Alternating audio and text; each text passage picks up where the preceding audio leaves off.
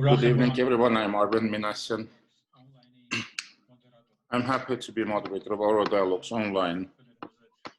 Thank you to those who have joined us from different corners of the world, and I would like to thank also Futures Studio for hosting this event. Before starting, one technical reminder.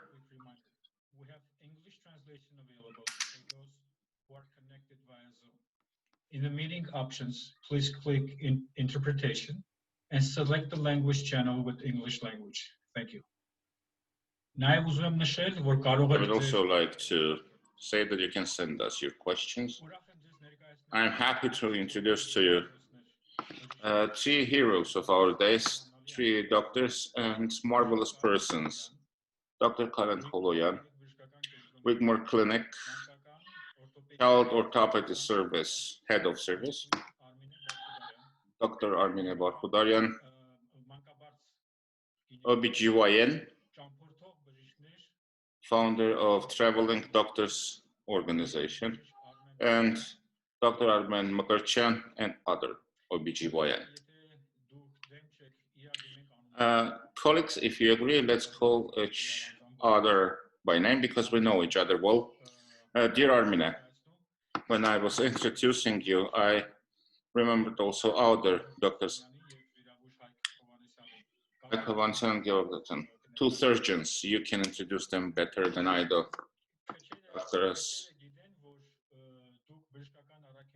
A few people know that you have different medical missions in different parts of the world. There are several questions that I have received. I have selected a few of them, and we will ask the same questions to all of you. I will read questions that I have selected, and then I will ask you to answer to them, and we can organize our discussion around those topics. So, how you started to do whatever you do? Who or what has inspired you to go on this mission? I would like to also hear about challenges that you face in your work, how the COVID pandemic has impacted the work that you do, how people, specifically in Armenia, this is much more interesting for me, respond to the work that you do. Do they actually understand why you do your work? What makes you happy? What is the greatest part that gives, what is the greatest satisfaction that you have in your work? When you feel depressed, what pushes you forward?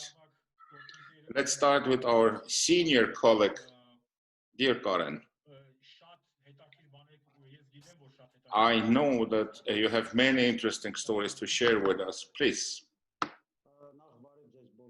First of all, hello, and I'm happy to take part in this dialogues. The story started a long time ago, and it started back in 1988 with the earthquake in Armenia when the borders were opened, and many foreign doctors were able to arrive to Armenia, and we had an opportunity to learn from them, also to study abroad. I was lucky to study with Dr. Sasmo from the US or Professor Dubosset from Paris, the greatest child orthopedists of the day. You learn from them not only child orthopedy, but actually you learn the art of living, what a person should be able to achieve in his or her life. Mike Sussman was always telling me that he has visited Armenia several times. He was saying that I cannot treat all Armenian children because my life is too short, but I can train several doctors who can help thousands of children. And whatever they were saying played important and if not crucial role in my life. Back in 1994, I started outreach clinics in Armenia in orphanages, and then I realized that it's not enough because my students were already able to do that work. Starting from 2000, I had 10-year program in Georgia. I trained Georgian doctors, operated thousands of Georgian children. And in 2008, I also went to Honduras. Why Honduras? Because another American doctor from Pennsylvania, Schwetken, had a program with his wife in Honduras, and he was looking for someone who can join him and help him. In 2008, with great difficulties, I finally reached Honduras. It was interesting work, overwhelming work, because you're going to work in a place where working conditions are much more difficult, heavy than back home in your clinic or in your operation room. By going there and training local doctors, you also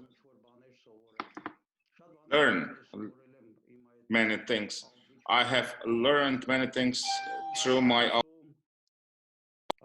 outreach missions. In how many countries you were all together with your missions? Several times in Honduras. I visit Honduras almost every year, but this year probably I won't be able to get there. I have been to Cambodia. In 2013, I had an invitation to go to Palestine to work there for a charity program. However, the Israel embassy refused to grant me a visit to visit Palestine. They told me that we can give you a visit to visit Israel, but not Palestine. There are, of course, many difficulties. There are many dangers. Sorry for interrupting you. But if you go to Honduras, are you staying in the city or in villages? It's San Pedro Sula. It's the second largest city in Honduras, one of the cities with the highest crime rates in the world. We have already a question. What was the most dangerous situation in your career or during your missions? Have you faced anything like that? I haven't encountered anything like that because during our missions we live in hotels, we have our car. Every morning, 7 o'clock, we leave from hotel to hospital and then return to hotel from hospital every evening by the same car. I haven't seen the city myself, despite the fact that I was 5 times in Honduras. Haven't had time? It's not only time, it's also danger.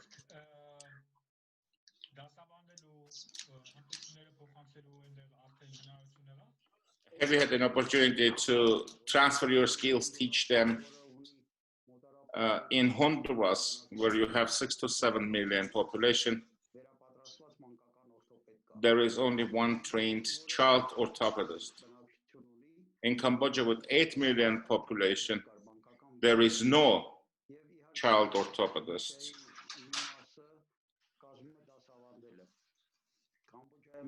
And part of our work is training. So we are trying to work with local doctors, with residents. We lecture them. Of course, we also teach them in the surgical theater as well. So the question that I asked at the beginning, do people actually understand what you do here in Armenia? Do they appreciate your work? I believe many people do not know about that work. And it was not my goal to be famous or to be a first-page story. I was doing that in order to serve as a role model for my students, for future generations of pediatric orthopedists, for them to have the same mission. I will make you sorry and happy now many people will learn about you in Armenia, and I want young doctors to know about you, and I also hope that they will be inspired by your example. Two of my young students have joined me on Honduras mission. The second doctor was unlucky because it was in 2017. We reached Chicago and we had to fly next day to San Pedro Sula, but the same evening revolution started after the presidential elections, so we were not able to get to Honduras. We returned to Armenia.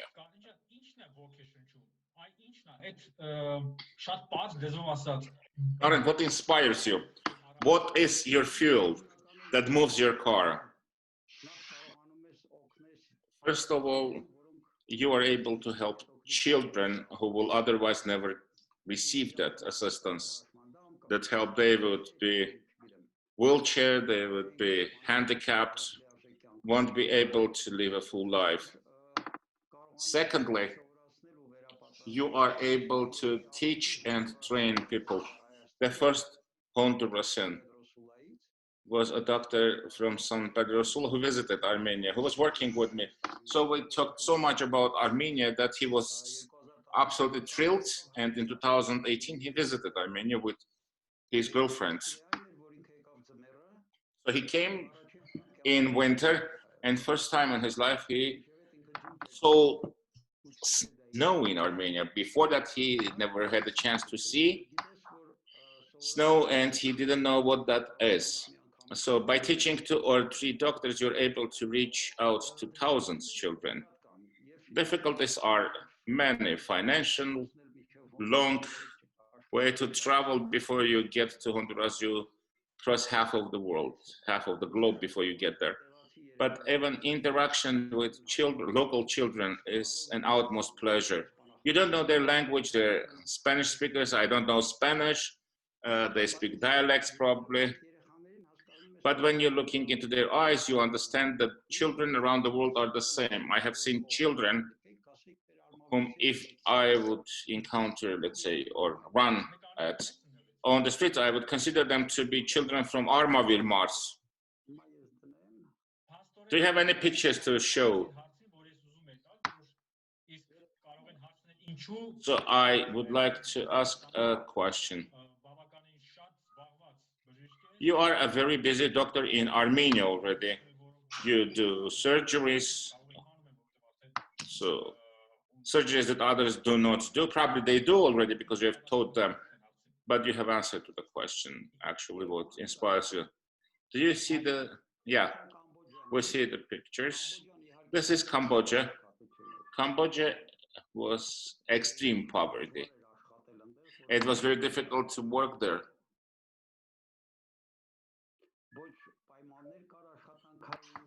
No working conditions, no instruments.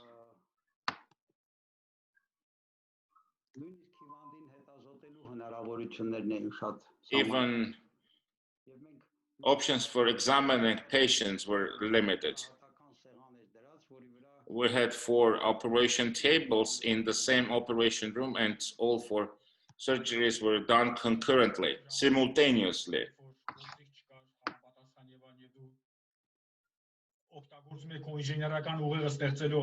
So it was reminding you of Soviet times when there were no instruments and you were using your engineering skills in order to put together some tools to help children. No, it was even worse. At least in the Soviet times, we had finance. So funding was available. In this case, there was no funding. Of course, we were impacted by COVID. So this year, I won't be able to travel to Honduras. But I also hope that next year the roads will be unblocked and I would be able to reach there. I hope so, because people eagerly wait for you there. Can you share with us how they were meeting you for the first time at the airport? This is an interesting story. There was an American organization, Cure International, so I reached Honduras through them. They were sponsoring the program. my traveling expenses, accommodation, I paid from my pocket, so the organization didn't pay for that. So for a whole year, I was working on getting a visa to Honduras because there is no embassy nearby. So I have been told that you have to go to the US and then get visa from the consulate of Honduras in the US. So I was supposed to travel on Saturday to Honduras, and the visa was ready on Friday. Getting a visa was a story on its own. So I flew from Chicago to Atlanta, and then in Atlanta I was told that you cannot go to Honduras because your visa is expired. That's a visa that I got only a day before. So they banned my travel. I was about halfway back to Armenia. Then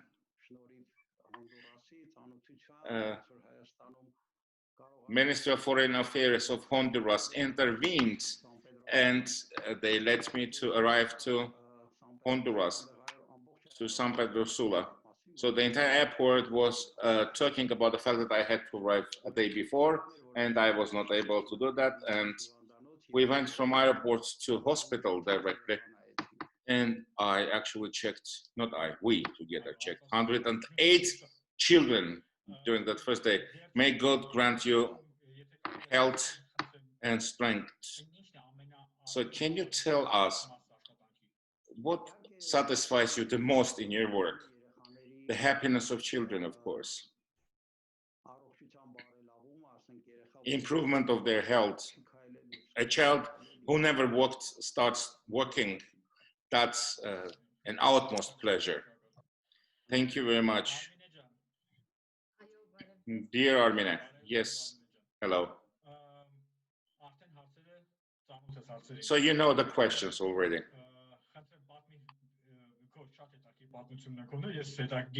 Share with us your interesting stories. I know those stories. We met each other during the second year of Aurora when you went with a group of doctors to Nuba Mountains to replace Mkrtchyan. I remember that we were in touch. I know what were the difficulties that you had to overcome. I will start with my student years. I always had a desire, a dream, that after graduating from medical university, I will go to a country where there is a need for doctors, a great need for doctors, and I would be useful there. So this desire was coming from the student years, but only in 2016 I found enough strength in myself and went to Kenya. It was the first travel that I was engaged in. I worked in several hospitals as a volunteer. It was not the capital city, of course, but some rural areas.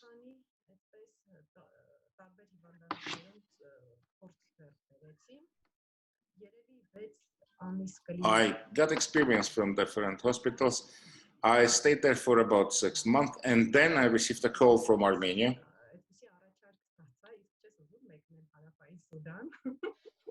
With a funny offer. Don't you want to travel to Southern Sudan? So it was a surprising question, but when I learned why I am going to travel to Southern Sudan and whom I'm going to replace, I was absolutely thrilled. And 1 month later, I went to Juba, to capital of Southern Sudan, where we met with General Surgeon Minassian and thoracic surgeon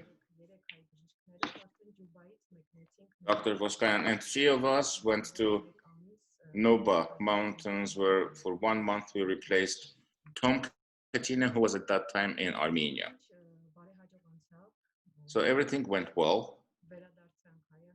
We returned to Armenia, and then I continued my work. So this year I visited Kenya for the 3rd time.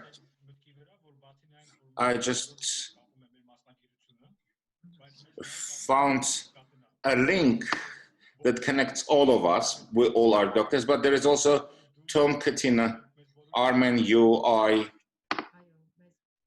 are connected to Tom Katina. I was so much inspired by Tom's example that there was no even slightest doubt whether go or not. I know that you have a daughter. How do you organize that? Does your child travel with you, or does she stay in Armenia? For the first year when I traveled to Kenya, I was afraid to take her with me because this was my first experience. I personally didn't know where I'm going to. I thought it could be dangerous for her. Second time when I went there, I took my girl with me. She was 10 or 11 years old at that time. So she adapted herself quite well, studying in a general school, regular public school. When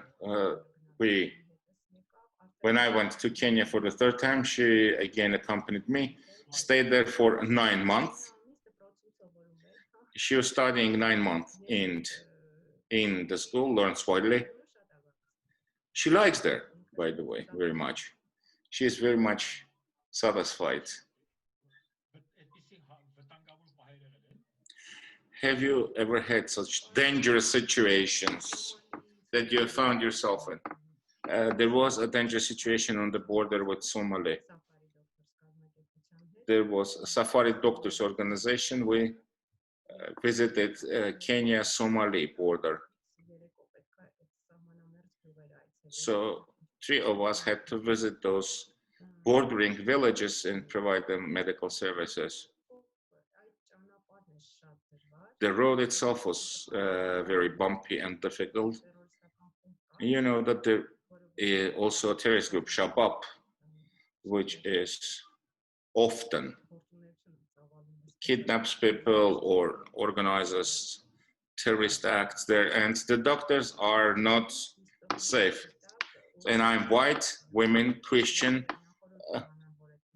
an exact target for them. If they would learn in advance that there is such person arriving to the border, they would definitely take some steps and organize an action. Fortunately, nothing happened, but the road itself was very difficult. I mean, there was tension in the air, in other words. Were you escorted by, let's say, armed bodyguards? No, but there were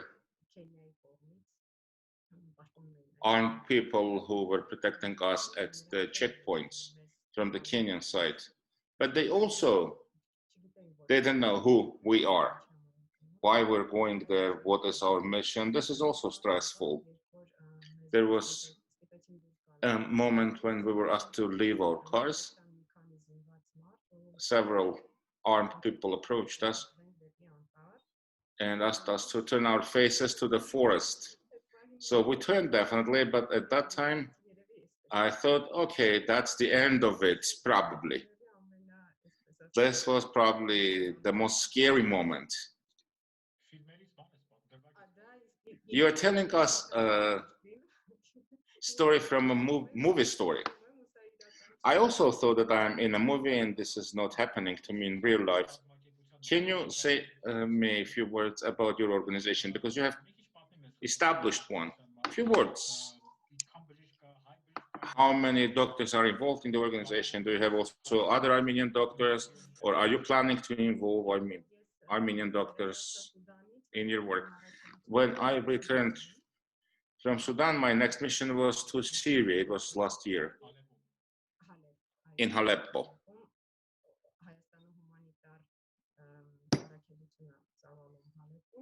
Armenia has humanitarian mission to Aleppo, and as part of the group of medical workers with our engineers, military engineers, we went to Syria. At that time, Tom Katina had to come to Armenia, and I received a call from him. He said, I'm coming to Armenia and I need someone, an OBGYN, who will replace me here. The one who was supposed to come is not able to come.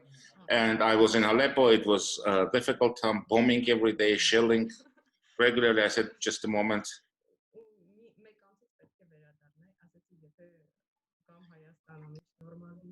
I said I will come to Armenia if everything goes well. I promise that I will do it. There was this idea of the organization already somewhere in the era, so I promised that I will find for you an Armenian or several Armenian voluntary doctors who will voluntarily replace you, volunteers who will come to Noble Mountains. So when I came back, I started to call my colleagues, and I found Armen Mkrtchyan, a brilliant doctor, OBGYN, who immediately agreed to do that. And there was also another doctor who joined him, and they went to Sudan. Do you have pictures to show us? If it is technically possible, please.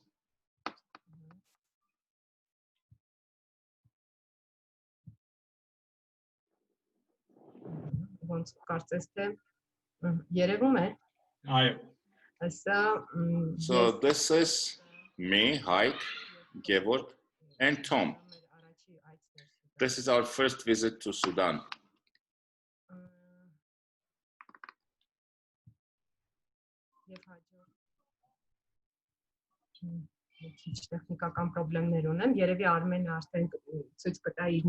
I have some technical problems. Armen will show you other pictures with Tom. Do you have Armenian doctors in your organization?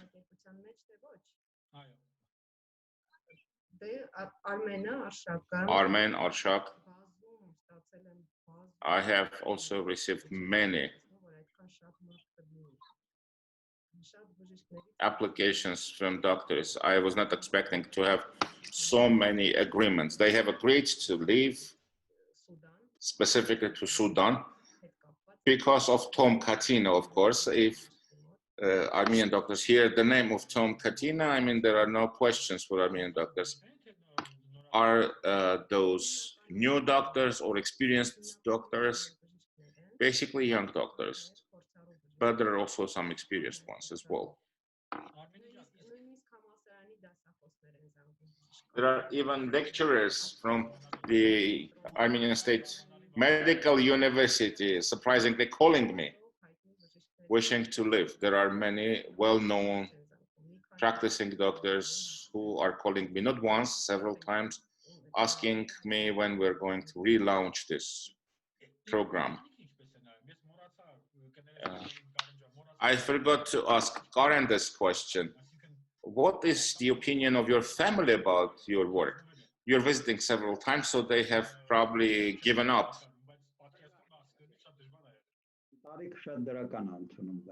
My family looks at this very positively.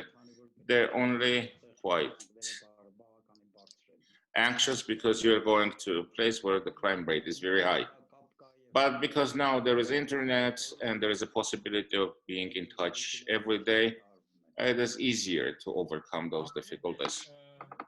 See, Armine, Aurora,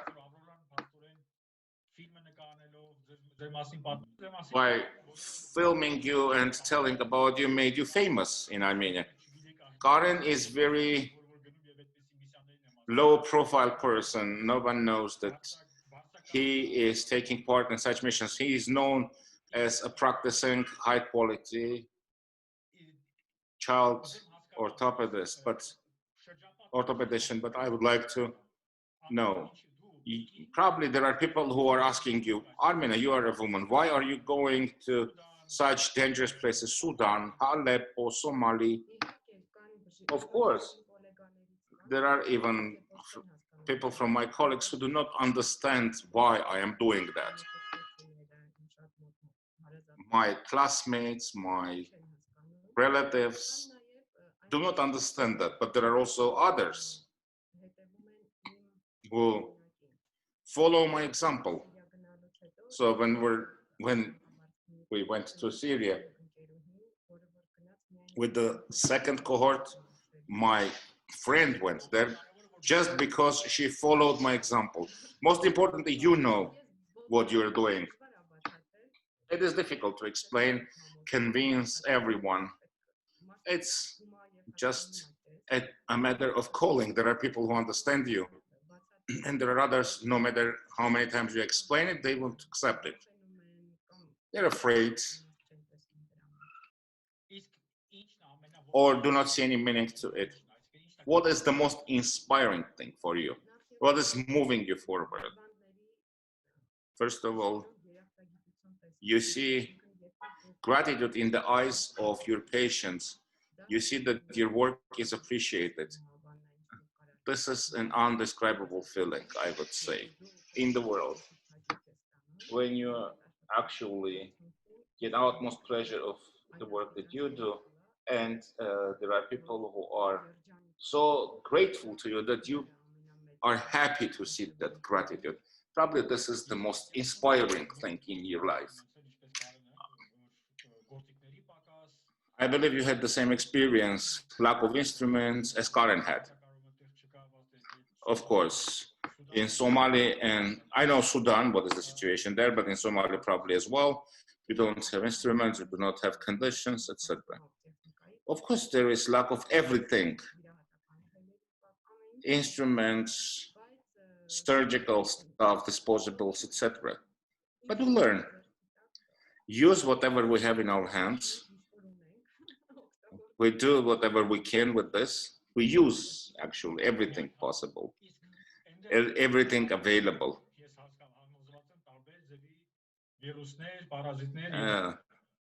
Viruses, parasites in Africa, different types of. Have you had any experience with those as well? This year I got sick with dengue fever, which was quite unexpected. I never stayed for such a long time in Africa, specifically during the rainy season. Because of COVID season, we were not able to return back to Armenia on time. It happened so that we spent the rainy season there.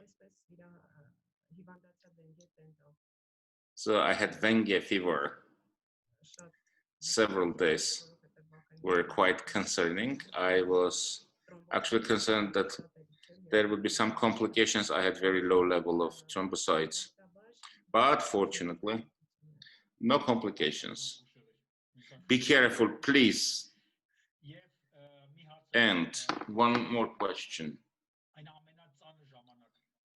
At the most difficult times, at the most depressed times, what is actually moving you up and forward? You probably will remember Tom's talk. When you lose a patient or your patient is bleeding and you don't know what to do, you go out and you think, why am I a doctor? You could have chosen any other occupation. You could have been a lawyer. That's the feeling that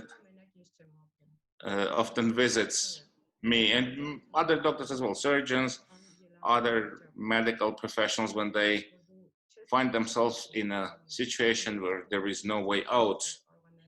You are in the process and you understand that there could be, let's say, a terminal end to the surgery. You think, why should I have been a doctor? I could have been comfortably sitting now in my office and had nothing to do with the life of people. But then it goes well, people are cured, and you understand that there is no better profession than the doctor's profession. Armen, we reached finally you. It's your turn now. Hello. How is your hand? Let's start with that. I know that you have broken your hand and had the surgery. It was 2 weeks ago. We have a good specialist here. You can ask your questions to him, by the way. I am now at the rehabilitation stage. I will definitely see him Go see, at least you will know each other in person now. Go and see Dr. Koloyan. Armen, can you share with us your experience? Because we have started with my broken hand, you were asking us what those travels gave us actually, what we have learned from those travels. I went to hospital with my broken hand bleeding, and doctors started, oh, this is our doctor from Sudan. So they were saying each other, we have to do our best for our doctor.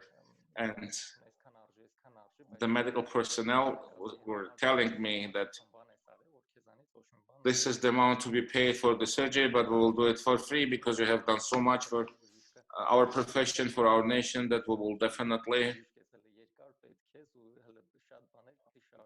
do it for free out of gratitude, and we will do it with the highest quality because we will need your hand as a doctor because you have a lot of work to do. This is what we have actually received from our travels. This is appreciation. Armenian was telling you that it was a surprise when she received a call from Tom. I was surprised when Armenian called me. I was on my shift, night shift, when Armenian called me and said, you know, there is this and this problem, and I have learned about you from my friend, and we want you to travel there and replace Mkrtchyan. I have been invoked because I have heard about Mkrtchyan, and I was not able to grasp what Armine is asking, what Armine is telling me. It was Mkrtchyan, a completely different world, and the only thing that I said, Armine, this is a surprise. I will think about it. And Armina is telling me about her experiences 2 years ago, how colorful those were. And I'm telling it, and Armina, I'm sure that I will go. I mean, there is no need to convince me. If there is need to do the paperwork, let's do it right now. Let me interrupt you. It actually took us 1 hour, our conversation. He said at the beginning that I have some doubts, I will discuss it with my relatives, etc., etc. Then he said, no, I'm definitely going. Sorry for interrupting you, Armen. I think the 3 of you are people of that character. So you were trying to convince him for 1 hour, but he was convinced long ago. If I would look at myself, I'm not sure that I would do that, but it should come from inside. It should be part of your essence. When I was saying that I will definitely go, Armenia started to play the devil's advocate. But do you know where you are going? Do you know what are the difficulties that you face there? So then you receive papers from the US, you sign those papers, you know that there is danger that you may not return because it's a war zone, it's a conflict zone, etc., etc. So you start thinking about, okay, shall I write my will or not? Shall I decide who is going to inherit my riches and wealth? But I didn't have even a slightest doubt why I'm going there and whether it's worth doing or not. By the way, I do not consider Mkrtchyan to be a simple human being. And I don't know anyone else who will actually leave everything aside and commit himself fully to the work, to the mission. He is doing whatever he can, and his ego is left absolutely aside. So I had that picture of Mkrtchyan in my mind when I went there. Have you had any dangerous situations during your travel to Sudan? Armenia actually prepared me that in Juba it's going to be difficult. Don't leave after this hours. Don't go alone on the streets. avoid visiting these places.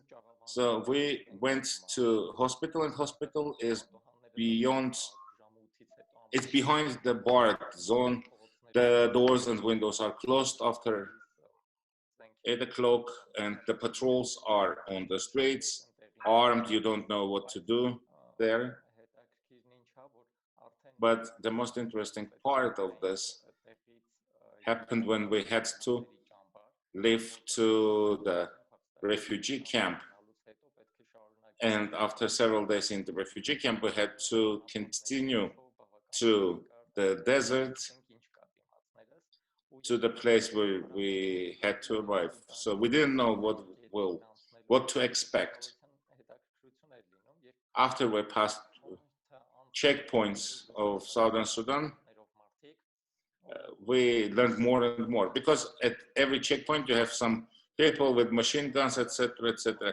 And people do not know who they are, who we are. I mean, the machine guns are not registered. I mean, you don't know when they will shoot you.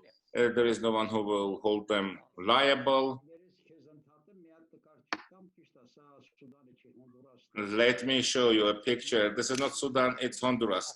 Absolutely the same situation, by the way. So you have a soldier with a gun standing everywhere, and you don't know whom they protect from whom. At least here you have someone in a uniform. There you don't have. You have two pieces of wood, a box, and then someone with a torn garment comes out with a machine gun in his hands. And checkpoint is something with a mark. Okay, you passed it, okay, you can go. Otherwise, no. What was the opinion of your family about your decision to go? My sister is a doctor herself, and knowing Tom Katina, she was very much thrilled and inspired by the fact that my brother is going to replace Tom Katina. Of course, when we were talking with her, we were talking about Tom Katina, etc., etc., but we were not telling them we're going to a conflict zone where there are a lot of dangers. You didn't go to a country. I mean, there is no state there as such. Yeah, you're right. It's rather a population, but there is no nation, there is no government, there is no state, no management, specifically when you cross that line and you go from one place to the other one.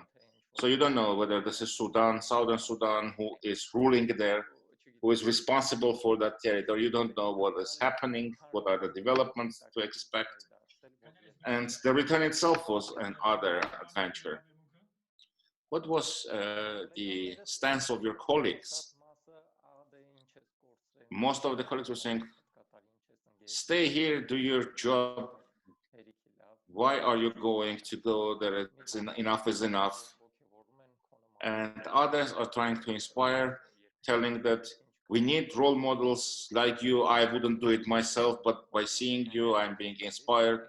But then when you come back and show pictures, tell them stories, those who were actually trying to stop you were becoming even more inspired, and they were telling you, whenever there is such other opportunity, just let us know, we will join you, we will come with you. So they also feel this attachment, this inspiration, this calling. Yeah, now the return. We were returning during the rainy season.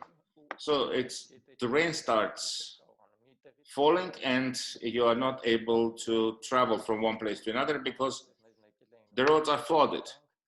So it was rainy season, we were crossing rivers. You don't know whether there are animals in those rivers or not. You are not able to guess whether your car will cross that stream or not. And then people from village come there, we pay them. They actually take us on their shoulders, cross the river, put us on the other bank, then also take car and bring it to the other side. Then we lose the road. The driver says, I don't remember the road. It's dark here, how we can find it. So we had to sleep under open skies in the desert. And I'm telling them, how can we sleep here? The mosquitoes will eat me up. The animals may come here. So I had a net with me. I tried to create some comfort zone. Ashak was laughing at me. He was saying that you will also hang that net in over your seat in the plane, on the plane, in order for others not to approach you. But every second you were expecting that an animal will approach. So we woke up in the morning. Arshak had no single place. He was actually bitten by mosquitoes. He disagreed with me. He decided not to sleep under the net. Did you have any illnesses? Yes, there was time when we together actually had some fever and we were thinking about malaria. You no longer think about malaria, you think about COVID immediately nowadays. So we went and they have definitely taken tests, so they confirmed that we did not have malaria, fortunately. So you were speaking about difficulties, but what is the most satisfying in your work that you do?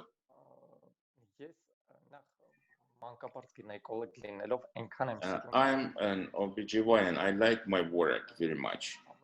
So whenever you hear the scream of a newborn child, the cry, you feel satisfied. And there is this expression that it's better to start your day not with the voice of a cook, but with the cry of a baby. So that's the greatest satisfaction. So whenever you can help, whenever there is a problem and you can help to solve that problem, when you ensure the continuity of life, and God has decided to grant that life, of course, and you help that life to come to this world, you have your own small contribution to it. That's the greatest satisfaction. Every time when I have a child in my hands, I lose myself. I even forget about the child who is in my hands. You're a lucky and happy person. You love the job that you do. By the way, this is something that we find in your stories. You all are absolutely happy people. You have the most important thing in your life. You love the work that you do. That's the most important part. Because you were speaking about the cry of baby, I would like to ask a question. Can you share with us the story? There is a child in Africa named after you. Can you share with us the story? During 2.5 months in Nuba, many Armens and Armenians were born actually.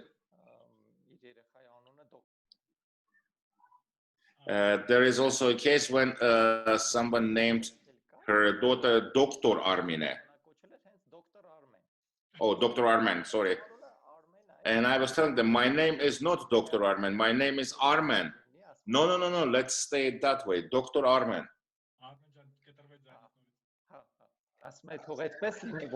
So, no, they disagreed. Let's name him Dr. Armen so I would remember you in my life. An impressive thing happened. It was a girl, and mother decided to name her Armen. So it was an interesting couple. So we were already at our rest house, we were sleeping, and then at night, they're knocking my door, Dr. Armen, and I was asking them what happened. And he was running and calling me, come, come, come, because we have twins. After the first one, we have a problem with the cord of the second. So in our OBGYN practice, it's a matter of few seconds, of a few minutes. if you are not able to solve the problem, you will lose the child. There will be a stillbirth. I don't know what was my speed and how I get to the hospital. When I got there, the OBGYN told me that no need to do anything because we do not have any heartbeat. It's already late. But in our work, there is some power that forces us to do something. I'm also convinced that we cannot help, but I was able to do some manipulations and I was able to get the child out and immediately started the resuscitation. After long resuscitation, we heard the cry. So then I saw that there was heartbeats, reflexes. It was absolutely surprising. We were all thrilled, and I was doing that next to the mother. Mother was crying, trying to obstruct me, seeing what we were doing, and then mother was laughing, smiling. And after resuscitation for 2 hours, I was sitting next to the child and thinking, how did it happen? After long resuscitation, the child was absolutely no different than his twin sister. So after that, I went back home. Next morning, I came back to the hospital. I tried to do neurosonography, probably looking at some damage to the brain, but everything was okay. Reflexes were absolutely normal. So I was so happy. I didn't know what to do. And mother from the other side was telling me, doctor, I will name my daughter Armen. And I'm telling her, Armen is a male name. You can name her differently. And next time you will have a child. By the way, it was either 13th or 14th, or 13 and 14 children, the twins. She said, no, she got offended. You don't want me to name her after you. And I said, okay, if you wish to name her Armen, let's call her Armine. Armine is a female name, but she was not able to pronounce Armine properly and asked me to write it down on a piece of paper in order to name her Armine. This was much more interesting story. A girl was supposed to be named after me, Armen. So the three of you are actually the ambassadors of Armenia. That's how it goes. You're doing a work of an ambassador, all three of you. You have done it and you're continuing to do it. And we're grateful to you for that. It was very interesting.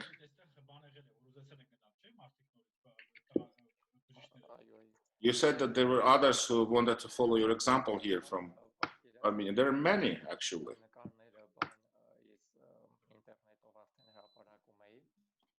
When I was publishing my pictures on the internet,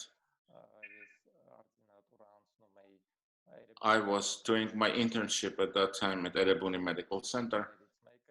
One of my teachers, Obstetrician, sonographist and gynecologist, actually got in touch with me and said, Armen, what are the possibilities of having a sonography machine there, and how can I help there, share my experience, teach them to be useful in a way to these people. So you're being inspired by the fact that your teacher is trying to support you, to help you, not you actually, the people whom you are serving. And many friends have said, please get us in touch with Armenia so we will be in the pool, so whenever there is an opportunity that we can go on mission. When I returned, Armenia actually confessed that at the time when you were about to leave, everything was ready for you to fly. People were approaching me, asking, can we go instead of Armen? Let's onboard him. I have received today a call from a surgeon who was with me in Syria, and he was asking me when similar programs will be organized again, because our anesthesiologist wants to go on such a mission himself. I can give you a neurobiochemical explanation what happens to you at that time. When you do something good, when you do something good to someone, when you do a good work, you produce a lot of oxytocin, and then you feel satisfied, you feel good. But be careful, it creates addiction, because there is addiction to that feeling. So your work made you addicts. So I can understand that at that level, but people like you and doctors like you are special people. That's what I am convinced of. That's what I believe in. Armen, I would like to say 2 words, if I may. Today is a special day. I would like to congratulate Hovakimyan. Harai, a cardiosurgeon, was an example for me. I got to know him in 1993 in Portland when I was doing my internship, and he was star surgeon there. So he left his career. For more than 25 years, he has his mission in Armenia. He saved thousands of lives. He is the first doctor who was awarded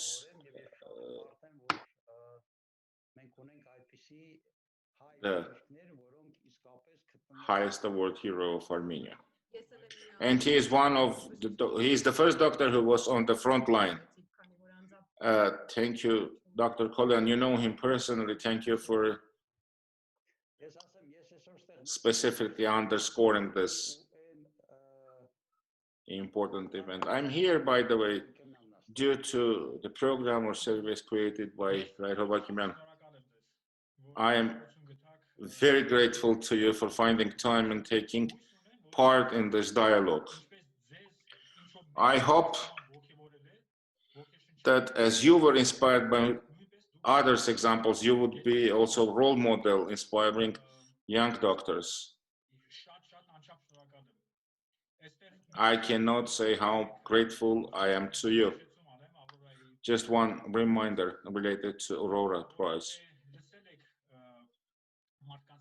If you have heard about people who actually save the lives of others by endangering their own lives, please nominate them for Aurora 2021 by visiting auroraprize.com website. And I would like to conclude our dialogue with words of a wise man.